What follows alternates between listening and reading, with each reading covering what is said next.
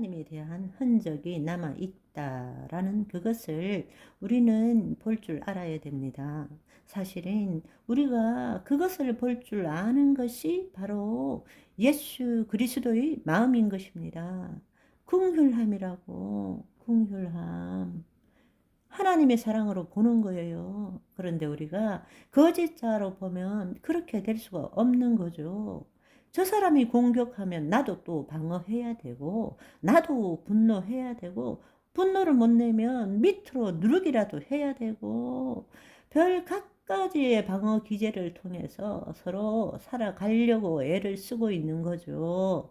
그런데 우리가 그리스도 안에 들어가서 그것을 바라본다면 너무나 정말 안타까운 일이죠. 저렇게 애쓰고 화내고 분노하고 집착하는, 사랑에 집착하고 사람에 집착하고, 집착은 고통임에도 불구하고 그걸 못 내려놓고 계속 집착하는 것들인, 궁극적으로 보면 하나님을 찾고 있는 잘못된 시도일 뿐이라는 것입니다.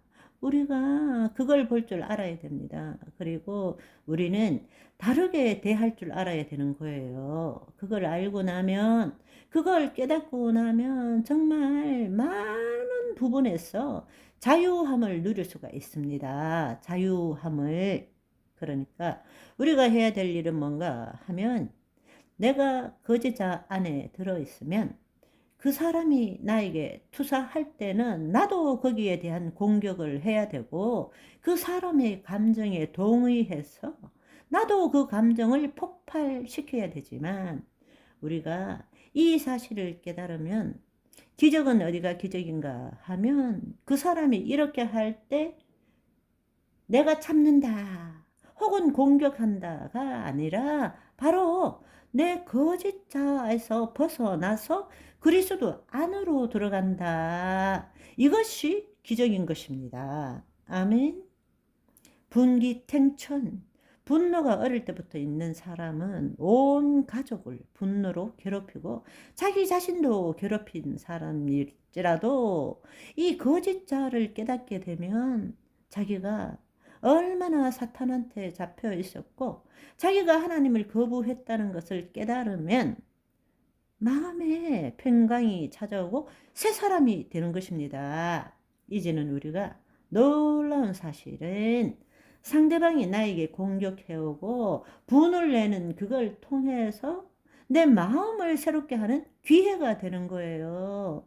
옛날 같으면 같이 거기에 동화돼 가지고 난리 칠 것을 치고받고 핑퐁처럼 왔다 갔다. 그런데 이제는 그것을, 내 마음에서 올라오는 그것을 보고 자기를 부인하고 자기 십자가를 지고 그리스도 안에 들어갈 수 있게 되는 것입니다. 그리고 그리스도의 마음으로 내 마음에서 올라오는 이 거짓자에서 올라오는 분노, 두려움, 죄책감을 예수 그리스도의 이름으로 회개하고 용서를 구할 수 있다라는 것입니다.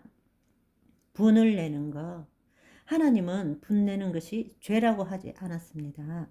완전치 못한 인간은 분을 내기도 하는 것을 알기 때문에 해질 때까지 그것을 가지고 있지 말고 회개하라 하실 분, 회개하고 용서를 구할 때 그때부터 어떤 일이 일어나느냐, 기적을 경험하는 것입니다.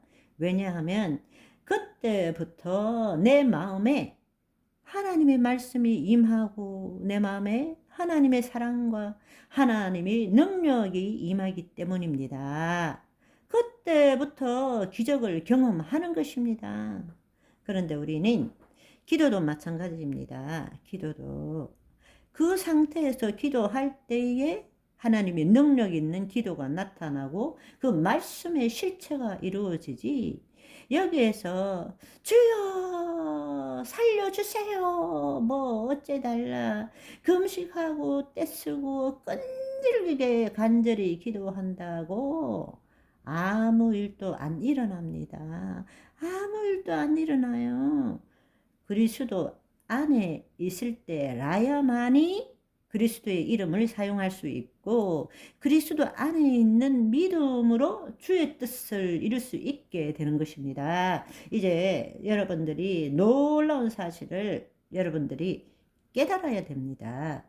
이건 훈련이 필요해요. 훈련이 필요하지만 여러분들이 정말 한 번, 두 번 해나갈 때 희열을 느끼기 시작합니다.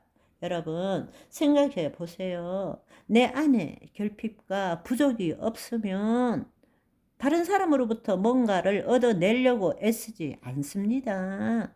내 안에 두려움과 내 안에 죄책감이 없으면 누가 뭘 해도 반응하지 않습니다. 무슨 말인지 이해되시죠?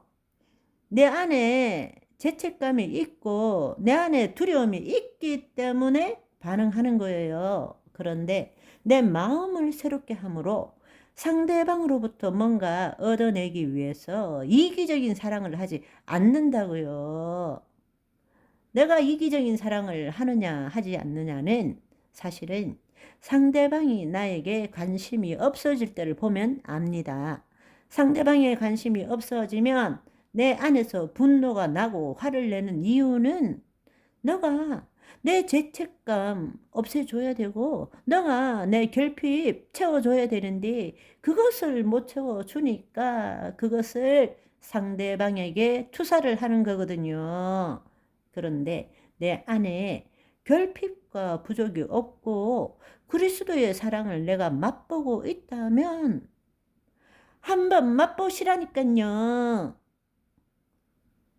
진정한 사랑은 서로를 통해서 자신을 보고 자신이 그리스도 안에 들어가서 자신의 마음에 있는 잘못된 것을 비워내므로 회개란 자신의 마음에 올라오는 잘못된 그것을 회개하고 죽게 내어드리고 자기 자신도 용서하는 것입니다.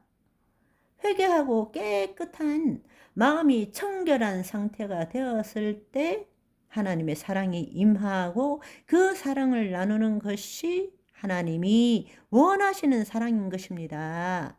그런데 이기적인 사랑, 조건적인 사랑은 양적인 사랑입니다. 배가 불러야 돼.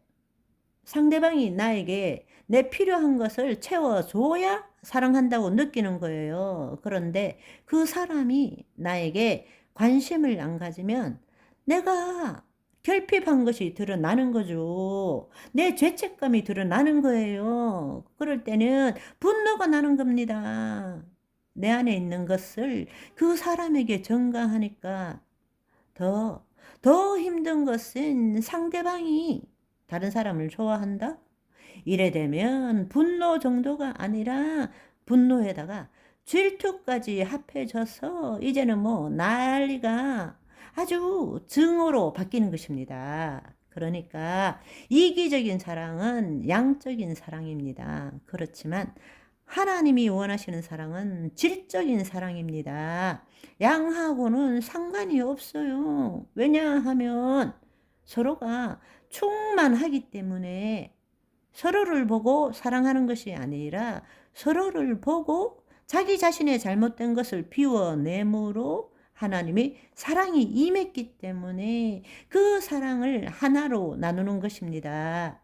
그것이 하나님의 사랑이라고요.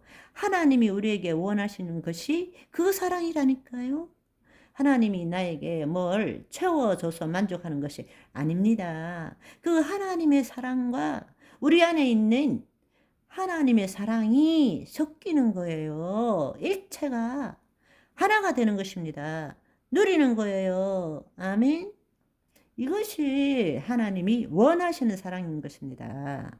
자, 그러면 이 우리 안에 있는 투사의 문제, 나를 지키기 위해서 하나님을 대항하고 내 안에 죄를 두고 싶어 하지 않는 이 잘못된 이것들을 제거할 수 있는 이 거짓 자아의 실체를 드러내 버리고 이것으로부터 자유함을 얻을 수 있는 것이 무엇일까요? 그것은 바로 용서입니다. 용서한다는 것입니다. 그런데 용서만큼 힘든 거는 또 없습니다. 용서를 이야기하려면 너무 길어지니까 오늘은 여기까지.